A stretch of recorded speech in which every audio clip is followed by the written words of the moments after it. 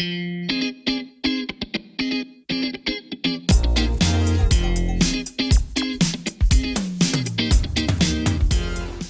are watching Notepad, and I'm your host, IBRAHIM SANI. This is the first time that we're restarting the show back in the studio. It feels good to be back, and boy, do we have a treat for you for this particular episode. We have PETRONAS Chemicals Berhad. We'll get to that in a bit. COVID has, of course, impacted negatively the business environment in and around the country. But despite this, PETRONAS Chemicals Group Berhad continues to exhibit strong resilience. Their first quarter results are proof of that testimony. And this is, of course, coming on the back of a strong 2019, where they posted 2.81 billion ringgit net profit, rising from revenues of over 16 billion ringgit. This is, of course, a result of the firm commitment of maintaining a lean operational efficiency, strong customer focus, and having a healthy and diverse portfolio. So here we are trying to look at some of the best practices of PCG and also try to learn what would be some of the risks and challenges that lie ahead, not just for a company like PETRONAS Chemicals, but perhaps companies that is within the sector as well. To discuss this and more, Datuk Sazali Hamzah, the MD and CEO of PCG, joins us this evening. Datuk Sazali, thanks again for taking the time to speak with us. Yeah. Despite the new normal that we have right now, not being able to shake hands and having to wash our hands every 2 hours, it's always interesting to take a quick stock take into how businesses like yours are performing, particularly when we are literally right now in the recovery MCO period. How has your company been doing for the past few months? All right. Thank you very much, Encik Ibrahim, for inviting me to this discussion. So basically, we come along the way, I guess. We have been in petrochemical business for more than 30 years. Yeah, we start our first operation in 1985. During that time, our capacity is only 500,000 metric ton. Now, when I said at this moment, we already reached about 10.8 million metric ton. So it's a big growth. And along the way, we learned a lot of experience and built our resilience. So this is come where I think this is not the first time that we went through a cyclic business. But I can say probably this is one of the toughest cyclic business that we have experienced. The last that we have experienced probably 2008 during financial crisis. And they are about the same level, but it is not as long as what we experienced in COVID-19. Yes. Okay. We also want to explore the trending right now because, you know, your net profit in 2018 was 4 billion. Right. Last year was 2.8 billion, close to 3 billion. While it's healthy, it is on that trend of downward trend. And this is a global situation. Correct. This is a domestic, not just a domestic situation. When you paint that picture, are we really in for a really tough time, at least for the next few years? Yeah. Actually, we have come up some preparation in even at 2018, moving into 2019, because we predict a lot of capacity come in. And 2019, when there is a US and China trade war happen, we are preparing ourselves. But we didn't know at that time COVID-19 will come. Yeah. So, and one thing also quite lucky, PETRONAS coincidentally have done like some sort of a test, similar like SARS in 2003, I think, when it happened. So we just test our system on tabletop, whether are we prepared. Yeah. So we don't know that COVID-19 will happen. But 2 weeks after that, COVID-19 happened. So the simulation... And the simulation really works. So we move quite fast. And one of the new things that we learned also, we can't imagine that we have to work from home.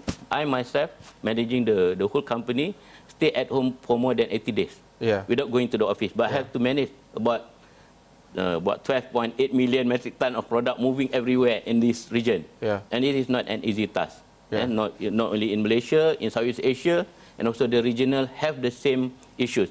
The good thing is, China happened first, then come with Southeast Asia, China start going recovering, good. Then we can switch our product toward New Zealand, Australia, China, and also Malaysia. So that was the game that we played. But at the same time also, our team is moving very fast because we have our eye and ear at the ground. So we have in contact with all our customers in Southeast Asia, in China, and we get the information quite early. So for example, when India start closing their port because of COVID, we already know that 2 weeks in advance.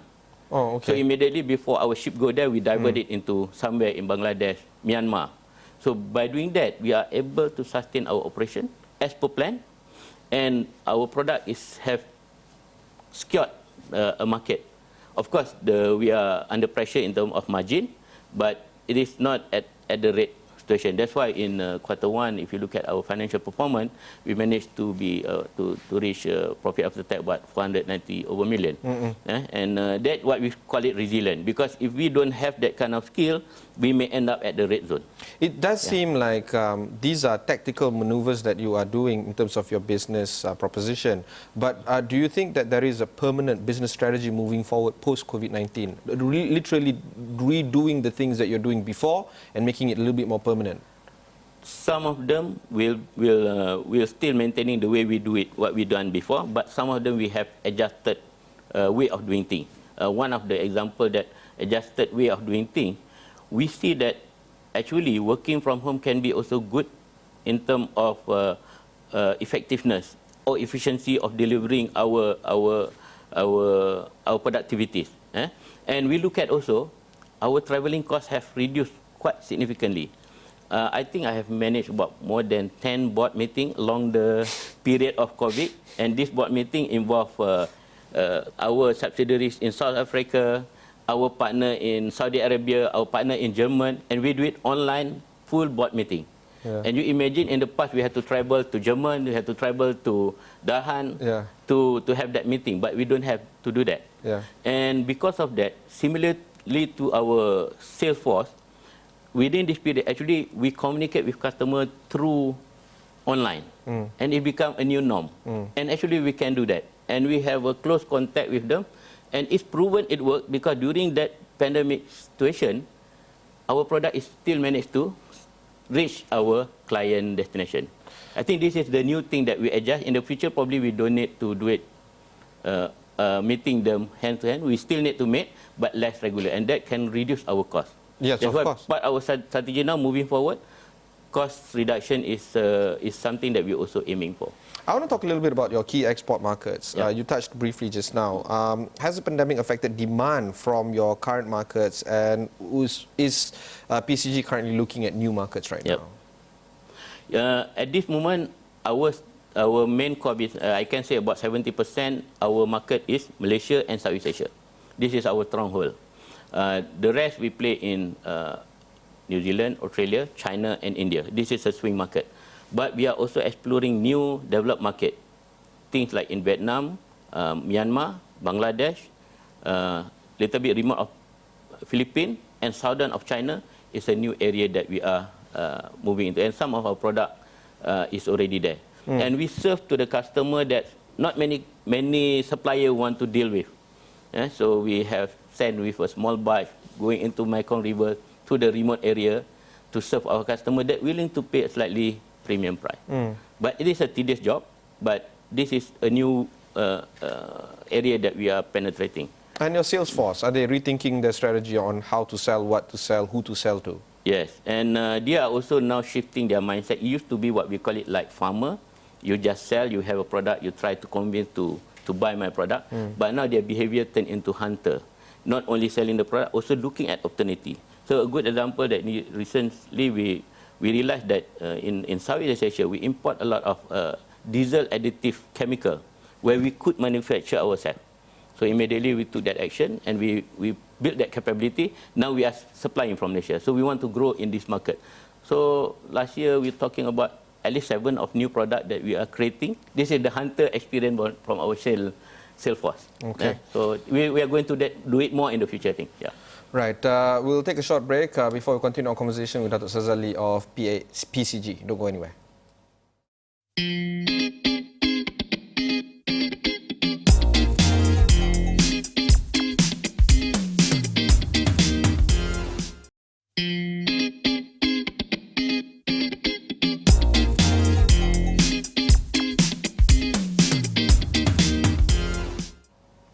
Thanks for staying on with us. I am with Datuk Sazali Hamzah, the CEO and Managing Director of PCG. Datuk Sazali, we talk about the influence that you have on the market, on the business, but let's talk a little bit more about the community that you operate in Malaysia and all the other markets that you're in. How has the company played their influence, your influence in the communities that you operate in? I give you an example that during COVID-19, we put a lot of effort to really help people in the community that where we operate in, for example in Kerteh, in Sabah, Sarawak, as well in Kedah, where we have helped at least 3,000 families across B40 family live around our facilities to help them during peak period of COVID-19, give some essential material to them, food, so that they can survive. And we also use our own product, polypropylene, that we produce internally to produce face mask for the frontliner. We produce about 300,000, collaboration with UiTM actually, and local university to produce that. And then we do some other things. Even PETRONAS as a group, we work with them to, you understand that PETRONAS also have contribute about 20 million to supply for special medical. So this we collectively we do it together, and the staff itself also voluntarily cut their salary. So we collect about 6.3 million to contribute to NATMA. So this is part of the thing that we do. On top of that, we are also, I think, 40 years in this business, I would say that we have groomed a lot of local contractor, local engineers, local technicians, that some of them now become international players. Sometimes I meet them in Middle East. They are working with international company in Middle East. And some of the company also is now going abroad. So, and these people, I still remember when I joined PETRONAS in 1990, some of them, they just as a normal small company. And now they become a big giant company. And so that is part of where PETRONAS or PCG grows. We also grow together with the people surrounding us. So that's part of our... PCG and Pengerang Integrated Complex is synonymous. When people talk about Pengerang, people talk about PCG and Pengerang. And there are some developments that are happening in Pengerang.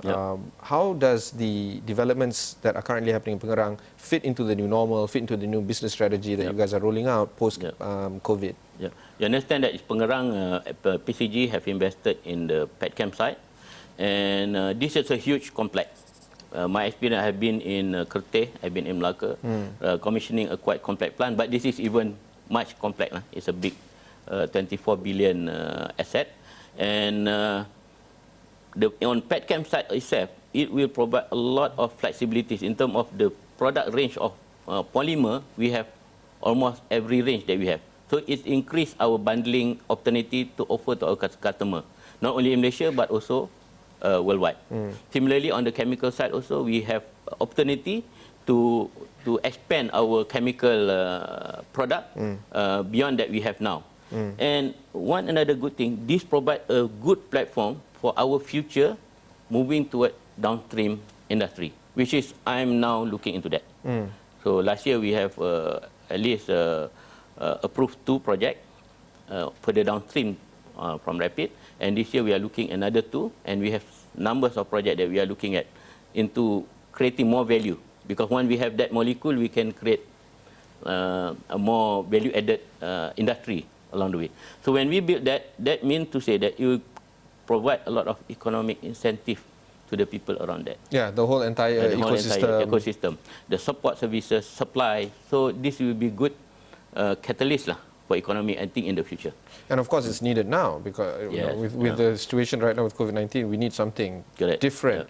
Therefore, do you think that you're a little bit more optimistic in terms of the developments that are currently happening in PIC, in Pengerang? Of course, there will be, as I mentioned, this complex is a very complex plant. I would anticipate complex. Complex is, if I can say, my own experience when I start first aromatics complex in Malaysia, or PETRONAS facility in Kerteh, that was in year 1998-2000. It took me at least 1 year to stabilize that complex. We got the product, but to stabilize it at really optimal is 1 year.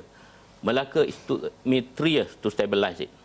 This complex also will require some time to stabilize it. So it doesn't mean that it's not stabilized, it don't make money, it still make money. But to reach this most optimum, it will reach some time. So despite that the current market downturn, we believe that it is a cyclic business. So we need to be ready when the cycle is up again. So now what we do is we put a lot of effort to make sure that we are ready to start back the unit gradually and then hit the market and be ready when the market is turning back. And I believe that despite that this current market is low, this will gradually improve. And we can see also now the trend is picking up, even though it have yet to reach pre-COVID. But it will gradually increase by end of the year and toward 2021. All right. There's a specific question here because you guys have achieved final investment decision or FID for the development of the butadiene derivative plant at Pengerang and a specialty plant, chemicals plant that is happening in Kerteh as well in terms of the Kerteh integrated petrochemical complex. What would be some of the details that you can share with us with these projects? Okay, this material that we produce, actually, Malaysia and Southeast Asia is importing from Europe. And I have the molecule here in Malaysia, and I can upgrade that, and that will provide a lot of avenue for me to create a value. And also, the industrial player in Malaysia will take the advantage. Some of the related industry, they will able to get the source of feedstock from us, rather than import from Europe, and which is very expensive. In funny thing is one of the plant, what happened is this, our partner, they get the feedstock from Malaysia, process it in Europe, and then send back to Malaysia for the customer in Malaysia. It doesn't make sense, right? So if we have that plant in here, I think there's a lot of benefit. All right. So that's kind of industry that we go in. It's fantastic. We will take a short break before we conclude our conversation with Datuk Sazali of PCG. Don't go anywhere.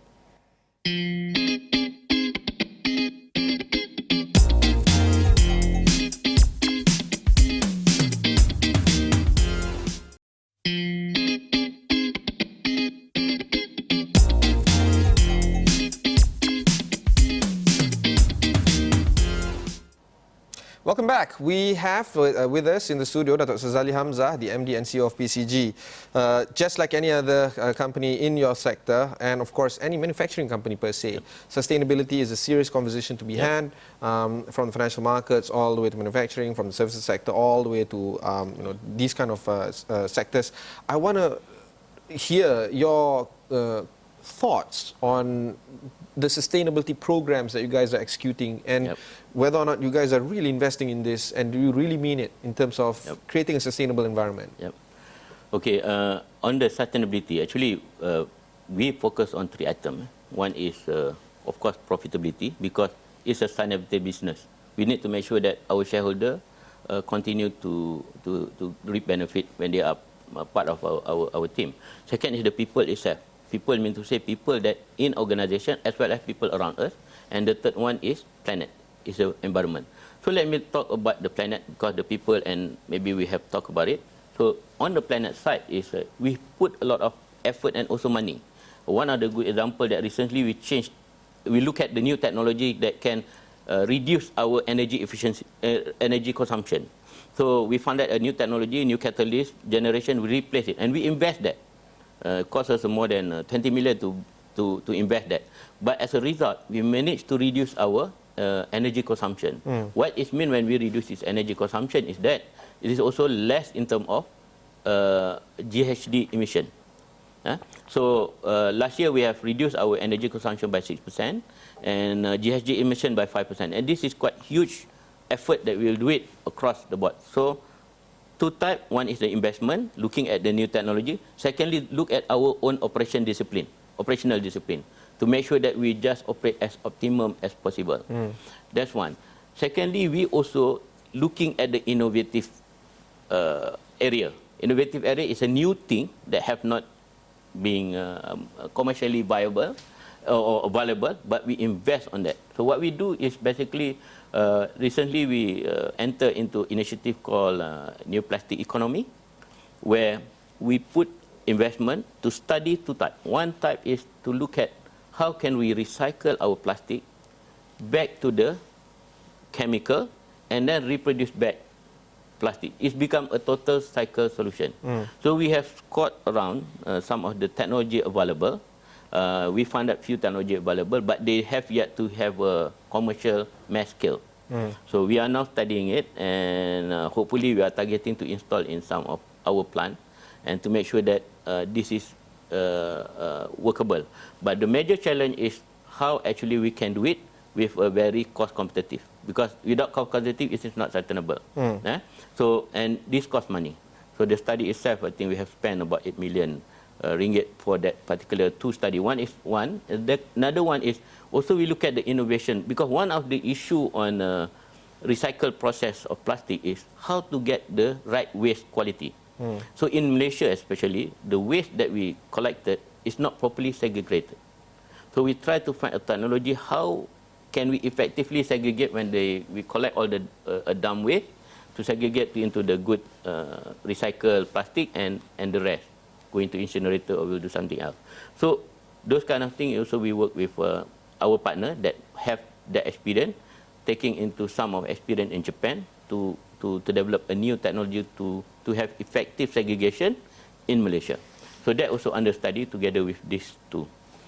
And another thing that also we put money inside it is basically our investment to our future generation. So we work out together with Menteri Pelajaran and also to the school to develop module about how is for us to really responsible in managing our plastic waste. Because one of the issue of plastic is a very good material. It's cheap, can very flexible, but we need to manage it properly. We need to learn from some good country that have experience managing it well. So what we do is in this school module, we explain to the school children at their language, this is what you need to do. So that the future generation will always become their culture to manage the waste better. So that syllabus have completed, and we have distributed to all the school. And we send our technical specialists to educate the teacher as well about this, how to teach to the children and the science behind it. So hopefully that this effort will be rolled out to the school, part of the syllabus of the students. So you will see that next generation, our children will even remind us not to do certain things that we used to do. I mean, when we talk about sustainability, use of plastic, it's always tricky to approach the subject. But then COVID happened, and PPE is used, and PPE is mostly plastic, and you suddenly realize the importance of it. And then, of course, the conversation is of how do you dispose of it? Is it disposed efficiently? Do you think that the society is doing okay in terms of trying to appreciate the idea of handling waste properly? Do you think that these kind of school programs that you guys are doing is actually benefiting not just the generation that is going to come, but the current generation as well? Yes, I believe so, because I just give an example. In the past, when people wear seatbelt, it's very uncommon, and they feel not comfortable using a seatbelt. But we come into a situation that if you see people don't wear seatbelt, we feel that it's something that is a wrong thing to do. So in the future, we'll see our generation that if you throw plastic, not segregate it, become a big sin. So we need to come into that culture, because we can't run away from plastic in our daily life. A certain area, yes, we can eliminate it, but in our daily life, I think about 80% or 90% is even the shirt have a plastic component. So we cannot run, but we need to make sure that current generation and future generation really know how to manage the plastic. So that is one other effort that we'll try to do that together with Ministry of Education as well as Malaysian Plastic Pacts. So we want to shape the industry in Malaysia as well as other players to really active in doing this kind of effort.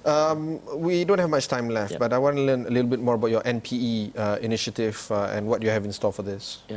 So basically this, we have started way back about 1.5 years ago, and we are aggressively pursuing that because we believe that this is part of our core business, and it become our main KPI. My KPI as the same as how much value that we want to create.